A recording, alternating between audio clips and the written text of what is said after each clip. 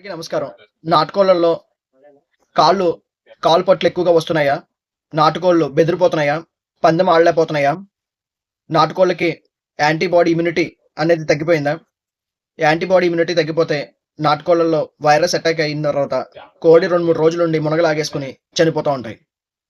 దీనికి కారణాలు ఏంటనేది నేను ఇప్పుడు చెప్తున్నాను. నాటుకోళ్లలో గ్లూకోజెనిక్ ప్రిస్క్రైబర్స్ వాడుకుంటే body muscle, bone weight, bone growth బాగా పెరిగి కాలు పట్లు లేకుండా ఉంటాయి. దీంతో పాటు మనకి స్ట్రెస్ అనేది తగ్గిస్తే బెదిరి అనేది తగ్గుతుంది. సైకలాజికల్ డిజార్డర్స్ ఏమైనా ఉంటే కోడికి స్ట్రెస్ పెరిగిపోయి కోడి బెదిరిపోయి బయటకు అనేది పందెం ఆడకుండా బయటకు అనేది వచ్చేస్తుంది. ఈ యాంటీ స్ట్రెస్ ఇమ్యూనిటీ మోడ్యులేటర్స్ అని ఉంటాయి. అవి వాడుకుంటే స్ట్రెస్ తగ్గుతుంది, కోడి సైకలాజికల్ గా బాగుంటుంది, పందెం అనేది గట్టిగా వాడుతుంది. తర్వాత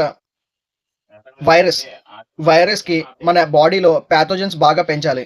ప్యాథోజన్స్ యాంటీబాడీస్ బాగా పెంచితే ఇమ్యూనిటీ బాగా పెరుగుతుంది. ఏదైనా వైరస్ అటాక్ అవ్వగానే బాడీలోకి ఆ వైరస్ ని ప్యాథోజన్స్ కిల్ చేస్తాయి. అలా ప్యాథోజన్స్ అనేది బాడీలో యాంటీబాడీస్ అనేది బాడీలో మనం ఇవ్వలేకపోతే దాని వైరస్ అనేది బాడీలో బాగా గ్రోత్ చెంది చాలా మాడ్యులేషన్స్ తీసుకుని కోడి ఏదైనా వైరస్ ఏదైనా అటాక్ అవ్వగానే వెంటనే 2, 3 రోజులు ఉండి చనిపోవడం, లేకపోతే రాత్రి ఉండి పొద్దునకి చనిపోవడం అనేది జరుగుతుంది. ఇప్పుడు చెప్పుకున్నాను కదా! మీకేమైనా సలహాలైనా అవసరం అయితే నాకు వాట్సాప్ చేయండి. డిస్క్రిప్షన్‌లో వాట్సాప్ పెట్టాను. నమస్తే అండి.